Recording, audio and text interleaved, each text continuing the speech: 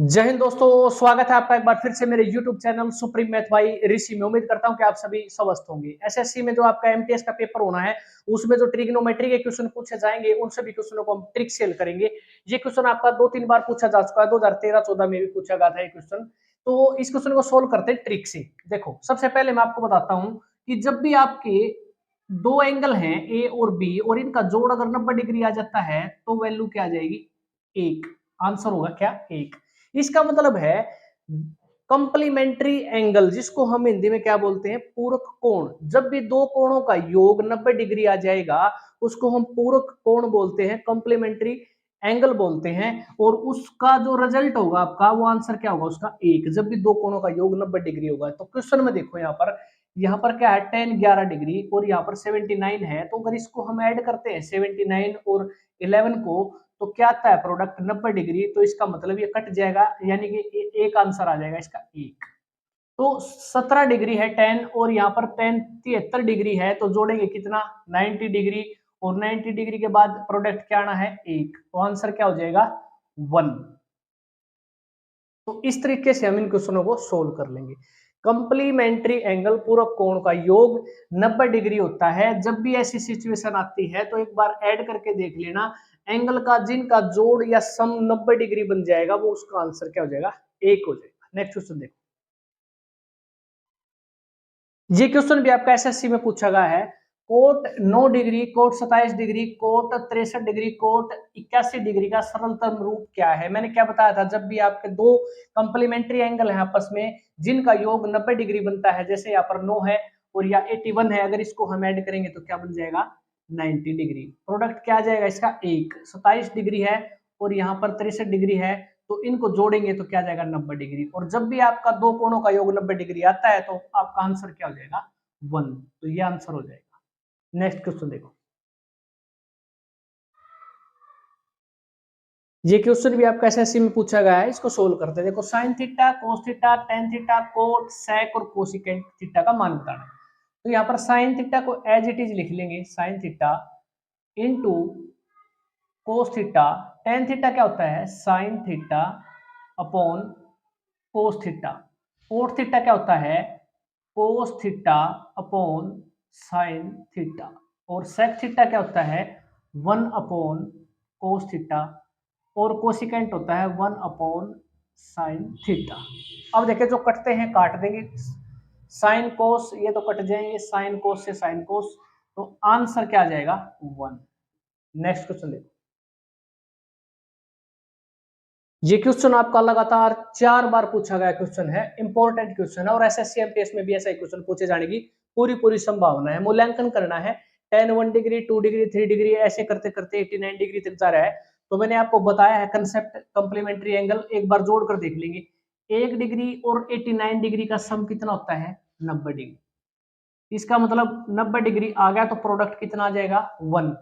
तो इसी प्रकार 2 डिग्री है तो यहाँ पर क्या रहा होगा कंटिन्यूटी में? यहाँ पर रहा होगा इससे एक कम, यानी कि 88 डिग्री। तो इसको भी जोड़ेंगे तो कितना आ जाएगा? 90 डिग्री। इसी प्रकार 3 है तो यहाँ पर क्या रहा होगा? 87 डिग्री। और इसको भी जोड़ेंगे तो क्या आ जाएगा? 90 डिग्री। सिर्फ आपने एक बात का ध्यान रखना है, जब हम इनको ऐसे जोड़ते हुए जाएंगे तो एक संख्या ऐसी होगी 10 45 डिग्री जिसका कोई भी पेयर नहीं बनेगा। अगर मैं बात करूं यहाँ पर तो 44 डिग्री और 46 डिग्री दोनों को मिलाएंगे, 10 44 लिख लेते हैं, 10 46 डिग्री, तो 6 और 4 10 और ये 90 डिग्री ये बन जाएगा। लेकिन एक पेयर यहाँ पर नहीं बनेगा 10 45 डिग्री का, और 10 45 डिग्री क्या होता है? 1। और जिनका जोड़ यहाँ पर पूरक कोण है 90 डिग्री, उसका प्रोडक्ट आपको पता है, आंसर क्या आ जाएगा? एक। और 10 45 डिग्री भी क्या होता है? एक। तो आंसर क्या हो जाएगा? 1। नेक्स्ट क्वेश्चन देखो। मैक्सिमम वैल्यू और मिनिमम वैल्यू से रिलेटेड भी आपके क्वेश्चन पूछे जाते हैं। ये क्वेश्चन आपका पूछा गया एसएससी में। देखो, जब भी ऐसा क्वेश्चन आता है मैक्सिमम या मिनिमम वैल्यू वाला, तो उसके लिए कंडीशन क्या होती है? देखो, यहाँ पर क्या है? प्लस का निशान है। एक तो बात यह है कि यहाँ पर प्लस का निशान है, तब क्या करेंगे? एक तो प्लस का निशान है, ऊपर से यहाँ पर पावर देखेंगे, पावर इवन है या ओड है? तो इवन होनी चाहिए पावर, यानी कि सम संख्या होनी चाहिए जो पावर है। तो इस कंडीशन में क्या हो जाएगा? तो इसका साइन की 4 थीटा प्लस कोस 4 थीटा, तो मैक्सिमम जो वैल्यू हो जाएगी इसकी, मैक्सिमम वैल्यू वो होगी इसकी 1।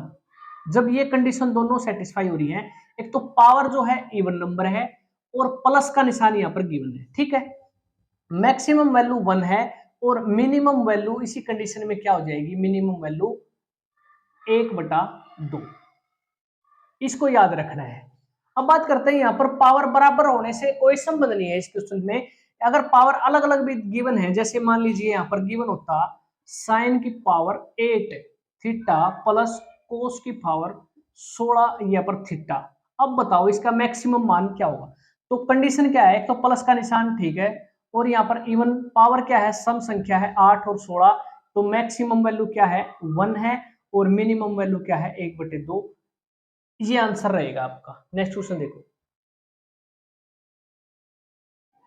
एसएससी 2013 में क्वेश्चन पूछा गया है, देखो 3 कोस 80 डिग्री कोसेक 10 डिग्री प्लस 2 कोस 59 डिग्री और कोसेक 31 डिग्री का मान बताना है। तो मैंने क्या बताया था, एंगल का जोड़ देखेंगे 80 और 10 कितना होता है 90 डिग्री। इसका मतलब ये प्रोडक्ट तो आ जाएगा 1, तो यहाँ पर बचेगा 3, तो 3 इंटू 1 प्लस 2, यहाँ पर इनका एंगल देखेंगे, दोनों का जोड़ कितना है 90 डिग्री, तो आंसर इसका क्या हो जाएगा, इन दोनों का अगर, क्योंकि पूरक कोण है, ठीक है, तो एक प्रोडक्ट आ जाएगा 1, तो यहाँ पर क्या करेंगे मल्टीप्लाई 1, तो आंसर क्या होगा 3 और 2 5। ट्रिग्नोमेट्री के क्वेश्चन निकालने बहुत आसान होते हैं। अगर एक बार आपने अच्छे से कंसेप्ट को समझ लिया तो आपको क्वेश्चन करने में दिक्कत नहीं आएगी। और आपके जितने भी क्वेश्चन एसएससी में पूछे जाने वाले हैं ना, देखो ये जितने क्वेश्चन पूछे गए हैं इनको आप विद इन सेकंड आप हल कर सकते हो, यानी कि मैक्सिमम आपका 3 से 4 सेकंड का समय लगेगा। स्टेटमेंट देखना है, जोड़ देखा और यहाँ पर 90 डिग्री, 90 डिग्री आते ही क्या है 1 और 1, देखो आंसर आ जाता है ऐसे, ठीक है। कोई भी आपसे कैलकुलेशन लेंथी वाले क्वेश्चन नहीं पूछे जाएंगे, वो पूछे जाते हैं बैंक में, ठीक है। बैंक वाले जितने एग्जाम होते हैं उसमें आपके लेंथी और कैलकुलेटिव क्वेश्चन पूछे जाते हैं। एसएससी में आपके जो है कैलकुलेशन वाले क्वेश्चन नहीं पूछे जाएंगे, ठीक है। उसमें क्या होगा, लॉजिक वाले क्वेश्चन पूछे जाएंगे, तर्कसंगत होगा हर क्वेश्चन, उसमें कैलकुलेशन ज्यादा से ज्यादा नहीं होगी, कम से कम कैलकुलेशन में आपका सॉल्यूशन निकल जाएगा, जैसे इस क्वेश्चन को मैं करवा रहा हूं, ठीक है। नेक्स्ट क्वेश्चन देखो, देखो ये क्वेश्चन आपका एसएससी में पूछा गया है और इसको देखने में देख कितना कॉम्प्लिकेटेड लगता होगा थोड़ा सा। कोस 1 डिग्री इंटू कोस 2 3 ऐसे करते करते कोस 79 डिग्री तक जा रहा है। तो देखो देखने में जितना ये आपको लगता है ना थोड़ा कॉम्प्लिकेटेड, लेकिन उतना है नहीं, बिल्कुल इजी क्वेश्चन है।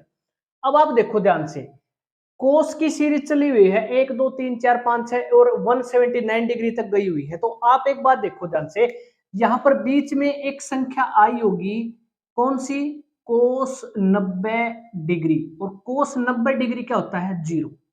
और आपको पता है 0 के साथ कितनी भी चाहे 1 लाख संख्याओं को मल्टीप्लाई कर लेना, कितना आएगा आंसर 0। कोस 90 डिग्री क्या है, यहाँ पर बीच में आएगी संख्या, और कोस 90 डिग्री 0, तो इसका मतलब आंसर भी सीधा क्या आ जाएगा 0। नेक्स्ट क्वेश्चन देखो, अब तक जितने क्वेश्चन हमने किए थे वहां पर इनटू का निशान था और यहाँ पर क्या है प्लस का निशान है। तो इस टाइप के क्वेश्चनों को कैसे सोल्व करेंगे, देखो 89 डिग्री लास्ट थीटा है, तो यहाँ लिखेंगे लास्ट थीटा, ये है हमारी एन की value, last theta minus first theta